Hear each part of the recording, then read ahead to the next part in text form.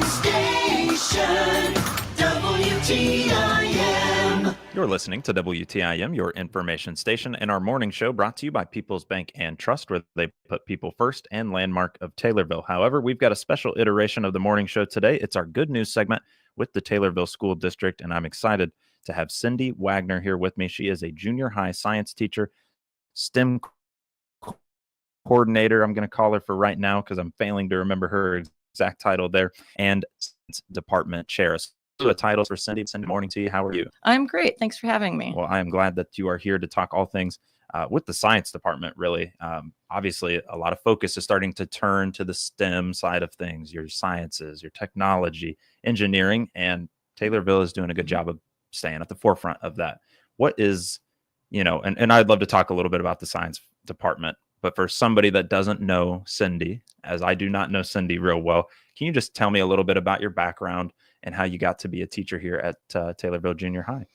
Well, I am basically raised in Taylorville. I was born elsewhere, but moved here when I was 10, and then went through the schools myself, went to Millikan and studied education, always wanted to be a teacher, one of those, and then ended up making my way back in. There was this science position opened. I thought, oh, well, I'm actually an elementary teacher, but I'll put my foot in the door and move down.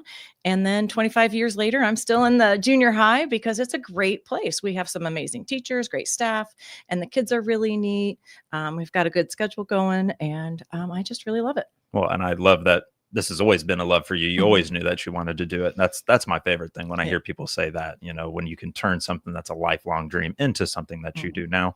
I love that for you and also for the kids too, because that passion comes through. I always try to tell the kids to find something that that you like doing and then make a career out of that. And so we do some interest surveys and stuff, getting them ready for high school in the 8th grade. And then try and, find something you want to do, because it's a whole lot nicer going to a job you like than dreading it every day. It is a lot nicer, considering there have been some jobs where, sometimes in life you're like, I don't really want to go today. So, picking that and trying to have an idea early is important. And thank you for sharing a little bit about your background there. And I'm glad that foot in the door turned into the foothold, we'll call it, right. For you. So Cindy, I know there's a lot of exciting stuff going on with that science department, some of which you've been a part of now for the last 25 years. Right now, what are some of those exciting things that you would like to highlight? Well, we have our STEM program. We have one section of STEM class. I take 22 students in 7th grade and then 2 sections at the 8th grade. And Mrs. Anderson teaches those. And in those classes, we teach some Project Lead the Way units. The PLTW is a project-based curriculum, and we give the students enough background and then kind of push them into a group. So they learn some group skills, some communication and problem solving, and then they have to figure out the answer. One of the things that we really need to focus on in science is that we don't know what career they're going to have. Some of the careers that these students are going to be working in haven't been invented yet. So we have to give them the problem solving skills and give them that base of working with others and working, playing off of each other's strengths and figuring those out. Some of those soft skills are so important that a lot of people fail in jobs because they don't have the soft skill. They might have the knowledge. And so we want to make sure that our students are prepared in that. In the 7th grade level, we do energy and the environment. They build a wind turbine. They present an alternative energy source we set up a little energy expo. And so some of the students are researching hydrogen power. Some are researching water, hydroelectric, geothermal. And it's neat to hear some of the students that have some geothermal, like, oh, we have that at our farm, or things like that. And so then they present that. We try to get them to talk to others and get used to communication, because you never know when you might be on the radio or someplace else and you have to share your ideas. The second one that we're starting right now with my 7th graders is the science of technology. We're doing applied chemistry. We'll do some nanotechnology, some physics, they have to clean up an oil spill. Yesterday we made ice cream, and then we had to compare how much salt we used in with the ice to draw as much energy out of the ingredients and see how fast it would freeze. So we did tie it into science. It was also very tasty. Yeah, I'm sure. The 8th graders are starting their medical detective unit, and they're doing a heart unit. They're looking at the cardiovascular system. And that's neat because they've partnered with Taylorville Memorial Hospital, who brings over some people from various departments. They've had, I think they had some, I want to say some lab techs come in. They also had some nurses. Oh gosh, I met these ladies too. They were super nice, and I don't remember their names. That's not my class, but they came in, and it's really neat to see. We're right next door to the hospital, so it's a great partnership that they'll come over and they talk to our kids about what they're learning. So they realize that it really is something current and not just something you learn in school. And possible. And that there's a place right down the road Yeah. that is doing so. When I'm looking at this and I'm seeing these acronyms, but you're going through and you're explaining them, all I can help but think is you're setting that base foundation for the soft skills, as you mentioned, but also look at all these ways to be able to take this, Right. Medical, science and technology, energy, efficient energy. It's a lot of different ways that you can go with it. Right. How are you managing all that at that same time? Like you're saying, okay, yeah, we're teaching science, we're teaching STEM, but there's a lot. There is a lot. There is a lot. I've got a great staff. And we're all ladies in the science department, which is kind of interesting. We just had Women in Science Day last month, and I was like, hey, I lead an all-woman science department, which is pretty amazing. I'm going to pat us on the back for that one. But a lot of it is in those projects that we set them up.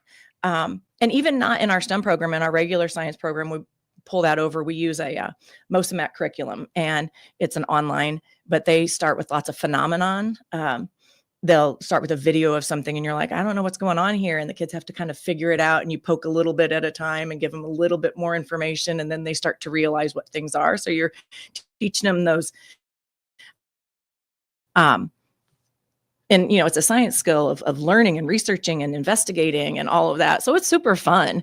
I always say the science teachers have the best toys because, we have Hot Wheel cars and springs and, catapults and things like that. So it's always we just big kids.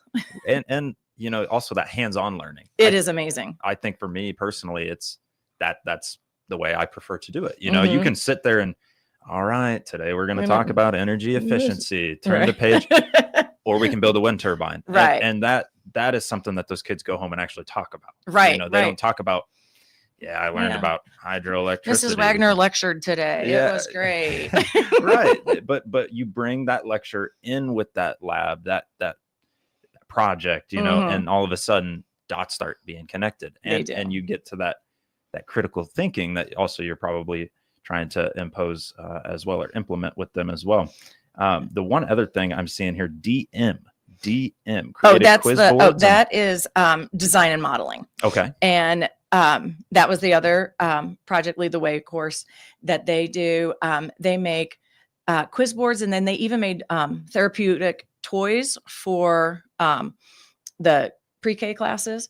And I think they were able to make the trip over there this year. I know in last year they went over to the pre-K and actually took their toys and let the kids play with them. Okay. And they had different goals, like if they had to practice the pincher grip between their thumb and finger, then they had to make toys. And some of them use the 3D printer and printed out some shapes. They had to research what would help that. Others were, again, this one isn't my section, but I remember seeing some of the toys, if they were, they had to do wrist movement. So they did like a drum, and they had to make those. And sometimes they make them out of cardboard. And like I said, some of them do the 3D printer. It's just up to them, but they have to focus in on their target area, that target skill. So we have got, under Project Lead the Way, we've got 5 really different types of leading the way that we're doing here. Yes. And so you can just say, I'm doing Project Lead the Way, but it's like, well, then all of a sudden there are so many sections, and they're actually wanting to expand that there we have some Project Lead the Way courses at the high school, robotics and computer science, because we just started a computer science that's open to the as an 8th grade elective, and the kids are programming these microbits, which are like what the computer chips that run your smartwatches and things like that, and LED boards, and they're programming those. And that's just an amazing thing that I don't know a whole lot about, but my kids do. And they're really excited about it. But then they're expanding down into the Project Lead the Way launch program into the elementaries. That's something that they're going to be starting. And that's just the beginning steps. And I am not involved with that, so I can't really talk about the details on that, but I just know it's happening. Well, and you get them that much earlier. Again, you just keep getting them earlier and earlier. And if you're starting in elementary and the junior high, it's like, yeah, here you go. Here's 5 different ways we can take this. And then all of a sudden in high school, it's like, well, now I might have a really good idea. And I've been thoroughly impressed with just this good news segment in general and other folks, but just what Taylorville is trying to do in terms of propping that student up and getting them career ready, whatever that might be. Yes, I love that about Taylorville, is that we aren't just pushing for colleges. We are we have such good trades, and then this technology is really booming. Our Tommy TV program is amazing. The Tommy Photo, and then with the computer and robotics and all of those others, it's kids that go through our school really do have a lot of opportunities, and it's just so exciting to be part of it. And I'm glad that you're excited, and it is an exciting thing. It really has. It's really impressed me so far and what I've been able to learn about TCU SD3. So joining me now is Cindy Wagner. Cindy is the junior high science teacher. She's the STEM coordinator. Again, I'm going to have to just go with STEM coordinator right now. If that works for you, that works for me.